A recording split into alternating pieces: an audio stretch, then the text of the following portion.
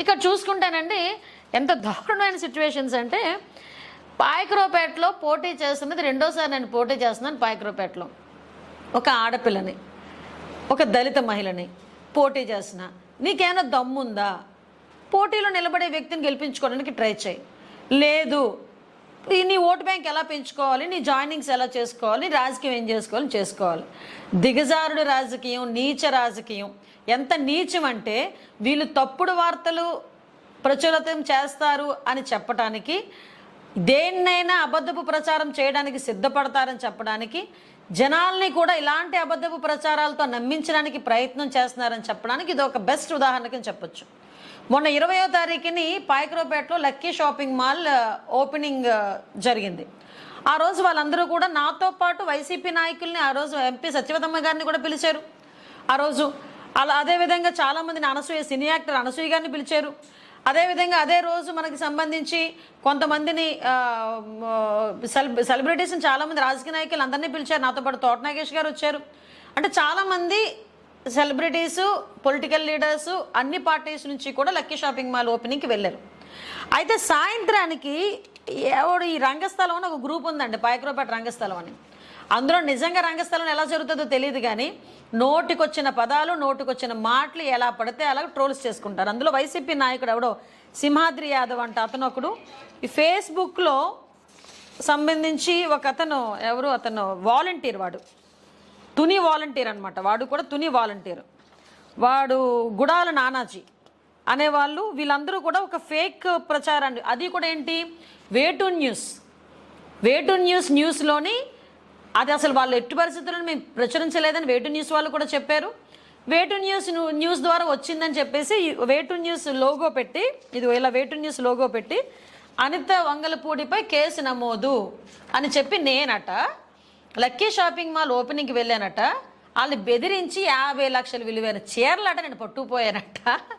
వాళ్ళట నాకు ఓపెనింగ్ చేసినందుకు ₹1,00,000 ఇచ్చాడట. వీడికి చెప్పాడు, తాతగాడికి అవడగాని ఉన్నాడేమో, ఇచ్చాడట. అయినా సరే ఒప్పుకోపోయేసరికి టీడీపీ నేతలతో బెదిరించి తీసుకెళ్ళానట.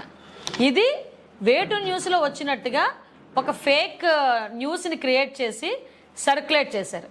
ఆ రోజు ఈవినింగే నేను పోలీస్ డిపార్ట్మెంట్ వాళ్ళ పోలీస్ స్టేషన్కి వెళ్ళి మా మండల పార్టీ ప్రెసిడెంట్ చిట్టిబాబు గారు, మా లోకల్ నాయకులు ఆల్రెడీ కేసు కూడా ఫైల్ చేస్తున్నాం. ఇదంతా జరిగిన తర్వాత కూడా వీళ్ళు ఎలా ట్రోల్ చేస్తున్నారంటే, ఫేస్బుక్లోని గుడాల నానాజీ, ఈ వైసీపీ మొత్తం అంతా వైసీపీ బ్యాచ్ వీళ్ళందరూ కలిపి దీన్ని ట్రోల్ చేయటం. ఎవడో వేమవరం వైసీపీ, క్వాజా షాహిక్ వాళ్ళు, వీళ్ళంతా కూడా దీన్ని ప్రచురం చేయడం, సోషల్ మీడియాలో పెట్టడం. మొన్నే సజ్జల భార్గవరెడ్డి ఇలా గుండెల మీద చేసుకొని మరి చెప్పాడు, మాకు ఎట్టి పరిస్థితుల్లోని ఆడవాళ్ళ మీద మేము సోషల్ మీడియాలో తప్పుడు కథనాలు మేము ప్రచురించము, అలాంటి సంస్కృతి మాకు లేదు అని సజ్జల భార్గవరెడ్డి గుండెల మీద చేసుకొని మరి చాలా యాక్టింగ్ చేసి మరి చెప్పాడు. అలాంటి వాడు మరి ఈరోజు ఏ సమాధానం చెప్తారు? అసలు నాకు అర్థం కానిది ఏంటంటే, ఒక అనిత వంగల, ఒక ఎక్స్ఎమ్మెల్యే మీద కేసు పెడితే ఆ షాపింగ్ మాల్ బయటకు వచ్చి మాట్లాడ్డా? పోలీస్ డిపార్ట్మెంట్ వాళ్ళు బయటకు వచ్చి ఒక మాట చెప్పరా? పోలీస్ డిపార్ట్మెంట్ వాళ్ళ దగ్గర ఒక కేసు లేదు, సోషల్ మీడియా షాపింగ్ మాల్ వాళ్ళ దగ్గర కేసు లేదు. నేను అక్కడికి వెళ్ళేసరికి సుమారుగా మీలో సగం మంది, అంటే పత్రికా విలేకరుల సగం మంది ఇంకా అక్కడే ఉన్నారు. మీరందరూ అక్కడ ఉండగానే నేను మళ్ళీ వచ్చి కారు ఎక్కాను.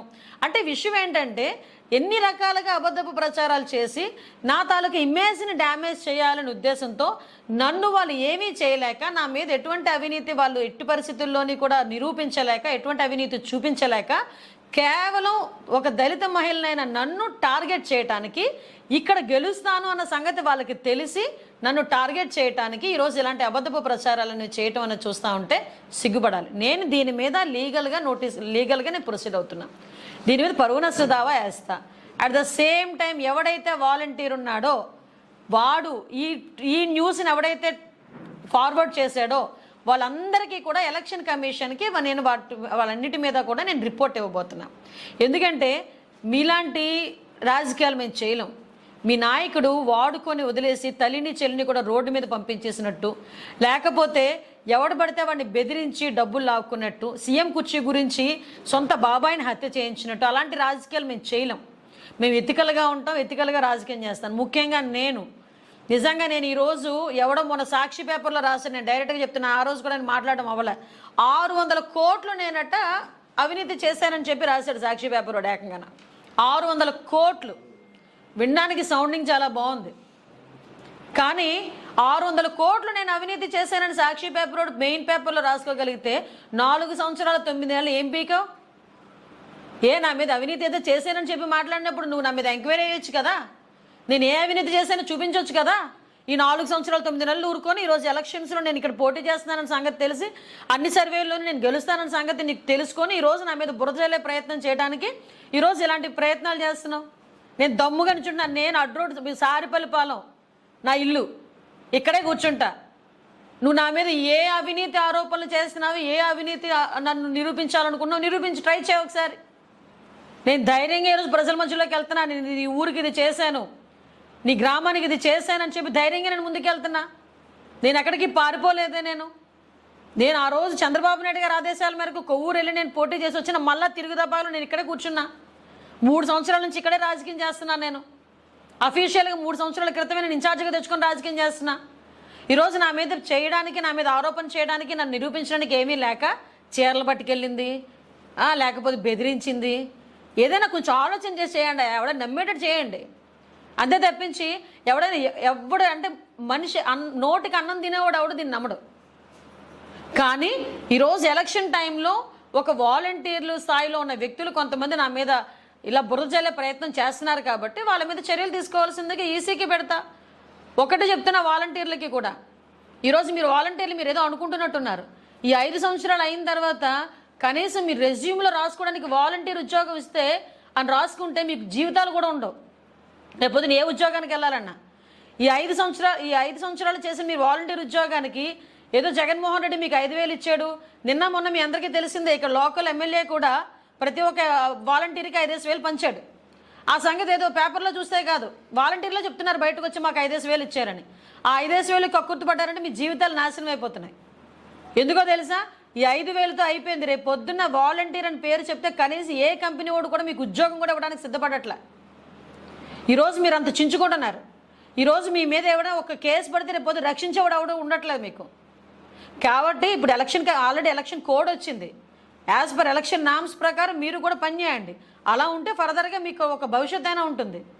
లేదు జగన్మోహన్ రెడ్డి మీ గురించి మేము గొడ్లు చింపేసుకుంటాము, మేము నోటుకు వచ్చినట్టు మాట్లాడతాము, నోటుకు వచ్చినట్టు రాస్తాము అనుకుంటే కనుక డెఫినెట్గా మీ జీవితాలు పనంగా పెట్టే పరిస్థితి మాత్రం కనిపిస్తుంది. ఎందుకంటే మీరు రేపొద్దున్న ఏ జాబ్ చేయాలన్నా కూడా మీ మీద పడ్డ కేసుల వల్ల మీరు జాబ్స్ కూడా వెళ్ళలేరు. నేను మీకు ఒక అక్కగా చెప్తున్నా, మీకు ఒక సొంత అక్క అయితే ఎలా ఉండి చెప్తే మీకు బుద్ధి చెప్తుందో అలా నేను చెప్తున్నా. దయచేసి మీ పని మీరు చేసుకోండి, అంతే తప్పించి పాలిటిక్స్ చేయకండి.